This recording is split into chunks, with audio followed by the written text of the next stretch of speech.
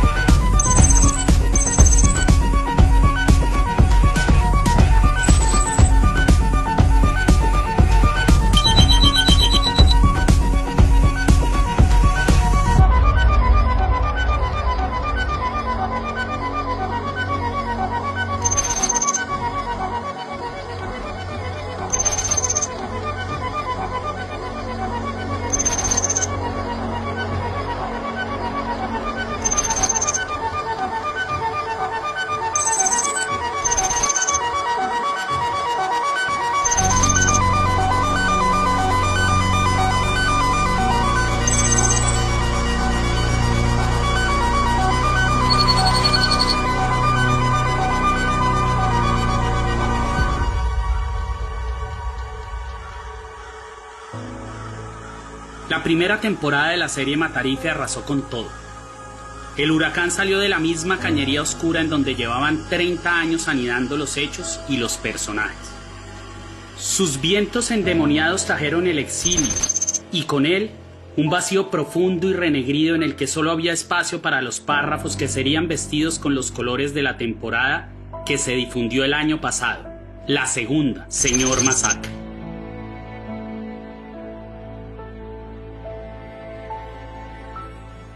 El hecho de continuar desde tan lejos, con el alma caminando en Colombia, fue lo que me llevó a seguir escribiendo.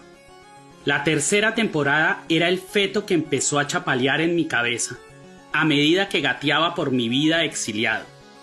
Allí estaba parqueado en el 2021, 9 meses después de haber llegado a Francia, el 28 de abril, ya con las escenas de la segunda temporada pintadas en digital y en proceso de postproducción de los episodios finales, cuando frente a mis ojos estalló en la pantalla una granada de imágenes emotivas.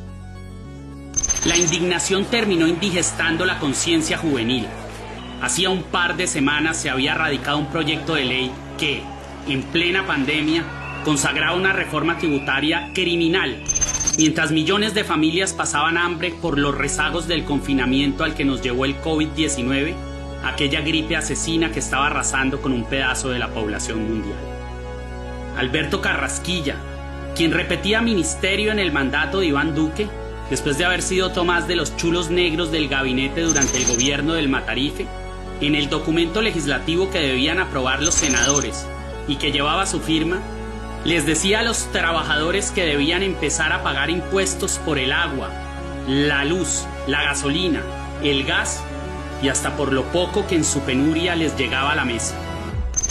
Este atracador de Prada y Rolex enchapado durante la presidencia de Uribe se hizo millonario con su cargo.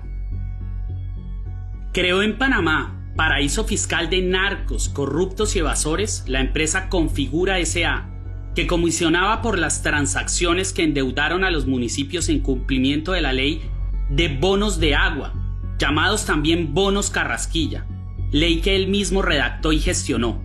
Ahora, en el gobierno de Duque, ese mismo ratero del erario pretendía que los pobres le pagaran de donde no tenían a los grandes comerciantes, a los hacendados, a los banqueros, la gasolina de sus Mercedes, el alimento de sus caballos pura sangre y el parqueadero de sus yates descomunales.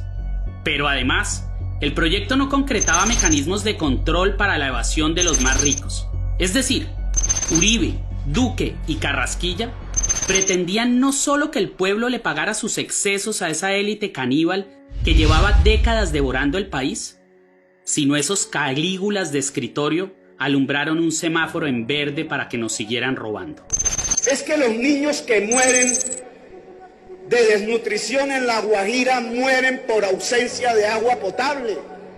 Y es que la ausencia de agua potable en La Guajira tiene un nombre: planes departamentales de agua que financiarizaron el derecho al agua en La Guajira y que priorizaron el uso del agua en el Cerrejón, y bonos Carrasquilla. Entre los planes departamentales de agua y los bonos Carrasquilla, léase, entre el intento de una política pública de financiarizar el derecho al agua potable, de establecer un mecanismo de especulación financiera sobre el agua potable en virtud de títulos, el hueco lo pagan miles de niños que se han muerto por ausencia del agua potable y contribuyentes que hoy tendrán que pagar ese billón de pesos a partir de una reforma tributaria que adivinen quién es el que tiene que proponer: el ministro de Hacienda, que causó el problema. La oficina del ministro de Hacienda, Alberto Carrasquilla, quien tenía a su cargo manejar las finanzas del Estado, de acuerdo con el informe del Instituto Anticorrupción, parecía la guarida de una banda criminal en la que eran bien recibidos narcos, asesinos, paramilitares y decenas de aceitatuercas del Matarife condenados por parapolítica. Asistían frecuentemente en procesión de bota Miguel Pinedo Vidal y Juan Manuel López Cabrales, ambos políticos y lacayos del violador de niñas y genocida paramilitar Hernán Giraldo. López Cabrales fue lugarteniente político de Salvatore Mancuso, alcahuete de cruentas masacres y suscriptor del Pacto de Ralito, esa constitución paralela del Magdalena, Córdoba y el Cesar, reino que el Matarife le entregó al paramilitar Jorge 40, quien sigue gobernando a través de sus esbirros urribistas Sergio Arraujo, José Félix Laforí, María Fernanda Cabal. Con este pacto rubricado en sangre, que entre muchos otros también firmó el íntimo amigo de Carrasquilla, los políticos costeños le vendieron el alma al paramilitarismo. A este criminal, el ministro, fraternalmente y con cariño dulzarrón, le llamaba mi compadre Juancho. Quienes se fueron en sentencia anticipada están gozando de todos sus derechos, siguen eligiendo y siguen mandando con la plata que le robaron al erario público, y ellos lo saben. Miguel Pinedo Vidal, otro parapolítico con un inmenso container de muertos en la conciencia, apoyó pública e intensamente las dos campañas presidenciales del genocida de las 3 décadas. Además, tanto él como sus hijos y varios familiares han sido tenidos en cuenta para ejercer importantes cargos en los gobiernos del señor Masacre y de Iván Duque. La lista es cuantiosa. A esa oficina ministerial llegaban añejos clanes delincuenciales de tradición, como el de los Zucardi García, cuyo principal exponente es Álvaro el Gordo García, condenado por asesino, específicamente por haber determinado la masacre de Macayepo, en la que las Sauce asesinaron a 12 campesinos al estilo Paraco, a machete por tajos en las extremidades y luego a la yugular y con garrotazos certeros hasta hacerles estallar el cráneo. Con el ministro se sentó el agente de inteligencia de Álvaro Uribe, Mario Aranguren, condenado por filtrar la información financiera de los magistrados que interceptó y perfiló el DAS de forma ilegal. De tal calibre eran los compinches de aquel funcionario chupasangre.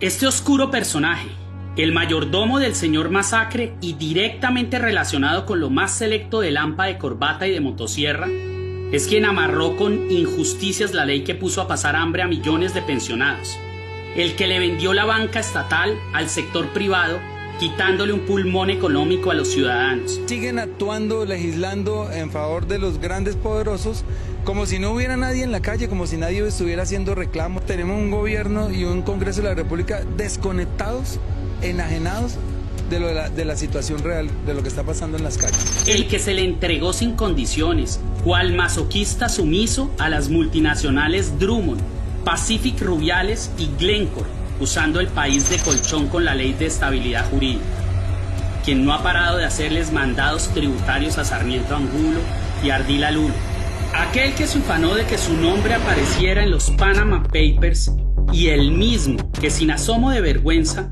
dijo que los millones que tenía encaletados por fuera eran para meterlos luego al país y no para sacarlos de él. Ese mismo, el que escupe siempre una sonrisa cínica cuando le hablan de humanismo, es Alberto Carrasquilla Barrera, el ministro de Hacienda Pública e Impuestos que llenó de razones a la juventud para manifestarse aquel 28 de abril de 2021, fecha en que el gigante se levantó con rabia. A tal punto quiso reaccionar al Estado colombiano como solo podría hacerlo el descendiente en el poder de Pablo Escobar que hoy nos gobierna. El Matarife tiene una forma particular de hablarle a la juventud.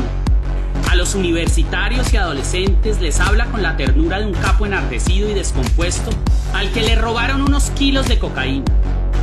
Uribe es aquel titiritero supremo que manipula con precisión hasta la más diminuta de las instituciones gubernamentales.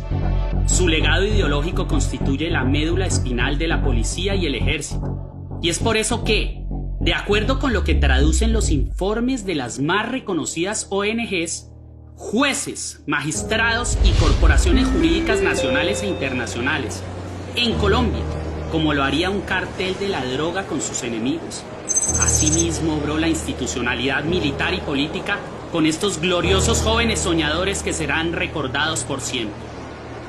Continúo caminando sobre los pasos del monstruo a medida que desanudo el final de esta historia. No habrá otra más. Hasta aquí llega la serie Matarife. Este es el último cachorro de la manada. Pero es a la vez el inicio. Y en este punto debo hablarles del origen.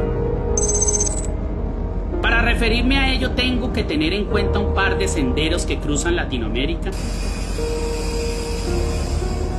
y recorrer los pasos de César.